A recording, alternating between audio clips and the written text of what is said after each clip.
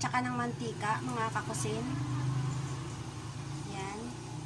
At ipiprito natin yung ibinabad natin kanina na pork. Yan. Iprito muna natin, mga kakusin, bago natin siya lulutuin sa broccoli. May broccoli ako, mga kakusin.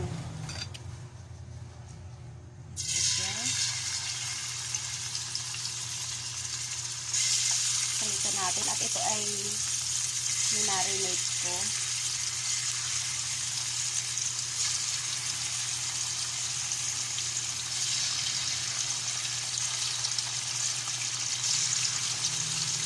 Lahat na natin, mga kakusin.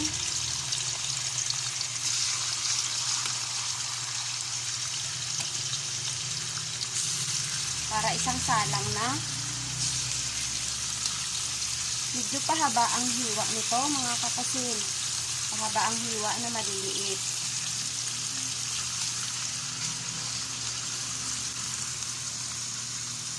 Ayan. Ganyan lang, mga kakusin.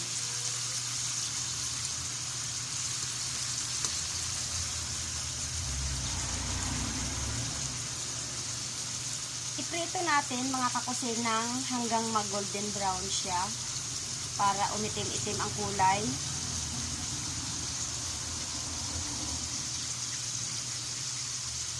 Mamaya natin hahanguin hanggang mag-golden brown siya. Ngayon nga, mga kakusin, ay ito na yung pork na pinarito natin. Luto na siya. Hanguin na natin, mga kakusin. Patayin muna natin ang apoy. At luto na siya. Ganyan ang kulay, mga kakusin, at hanguin na natin bago natin siya igisa sa broccoli.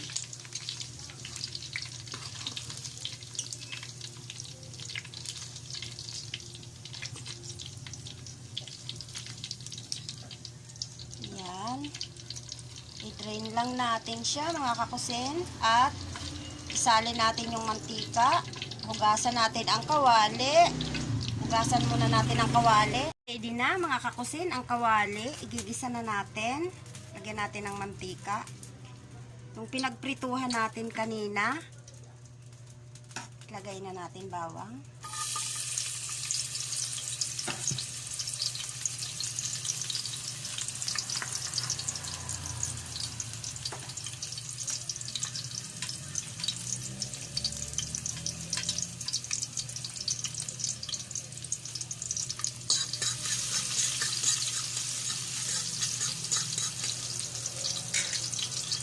Sibuyas.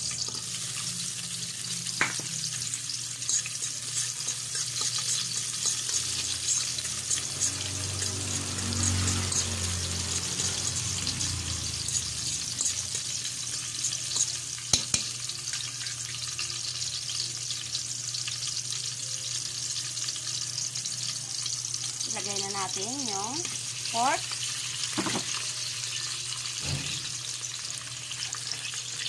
Lagyan natin ng konting toyo. Konting oyster sauce. Ayan. Seasoning. Paminta.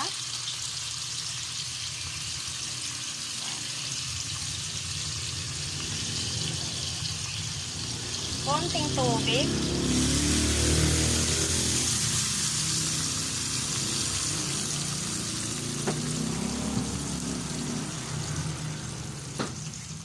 Haluin natin ng kaunti. Pakuluan natin ng mga 5 minutes, mga kakusin. At magtutunaw lang po ako ng cornstarch at mamaya ilalagay natin dyan. At total ay luto naman na yung pork natin. Magtutunaw lang ako ng cornstarch para maging malapot na malapot ang sabaw niya. So, natimplahan ko na po yan, mga kakusin. Waiting lang po tayo. At ito na, mga kakusin, after 5 minutes ay ilalagay na po natin ang broccoli. Ito po ay nahugasan kong maigi ang broccoli. Pati yung tangkay niya ay isasapa po natin. Balatan lang po natin ng makapal. Tapos yung medyo ubod niya ay ganito po ang paghihiwa. Yung pinakang ubod ng broccoli. At hugasan po nating maigi. At ilagay na po natin. Haluin po natin.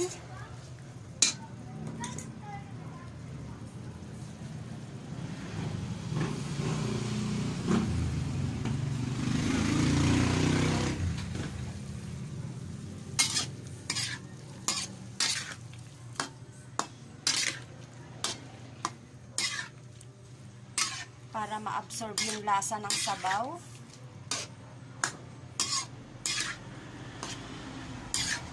Ganyan lang po mga kakusin. Magluto ng pork with broccoli. Hindi na po natin kailangan gumasto ng malaki para lang tayo ay magkaulam ng healthy. Yan pong broccoli ay very healthy po sa ating katawan. Kailangan po natin ng gulay na green.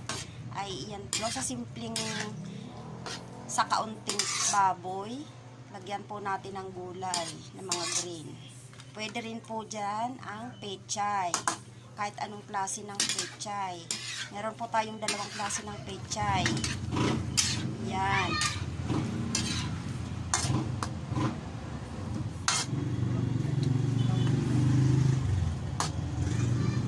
So, maya-maya lang po ay wag po natin mga kakusin lutuin maigi ang broccoli. Kailangan po malutong yung broccoli. Pangit sa broccoli yung lutong-luto. Yan.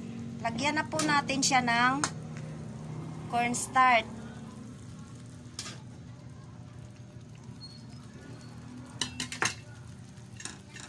Kukunin ko muna yung cornstarch na tinunaw. Nagtunaw ako ng cornstarch, mga kakusin. Ito po. Yan. Haluin natin. Lalapot yan siya.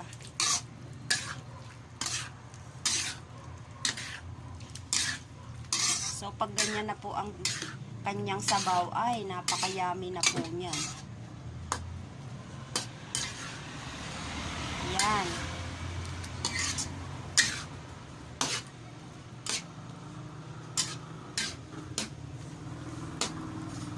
Pakuluan po muna natin ng kahit mga 2 minuto lang.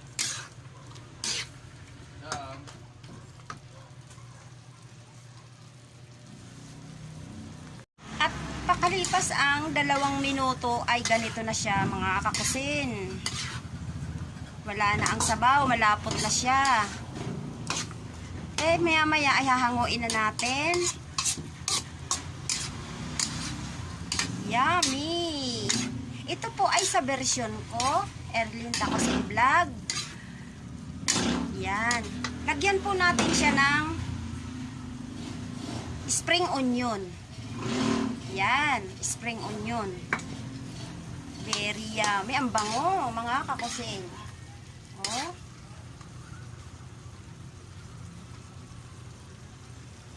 Shout out sa mga bagong subscriber ko. Sa susunod ay i-mention ko na mga pangalan nyo. Maraming salamat sa inyo sa suporta nyo sa akin. Shout out din sa mga dati kong subscriber. Maraming salamat sa inyo. Lagi kayong naka-update sa akin mga bagong upload. Pasensya na kayo, ngayon lang ulit ako naka-upload. Maraming salamat sa mga nanood. Yung mga hindi pa naka-subscribe, please subscribe naman and click notification bell para update kayo sa lagi kong upload na bagong video. Maraming salamat!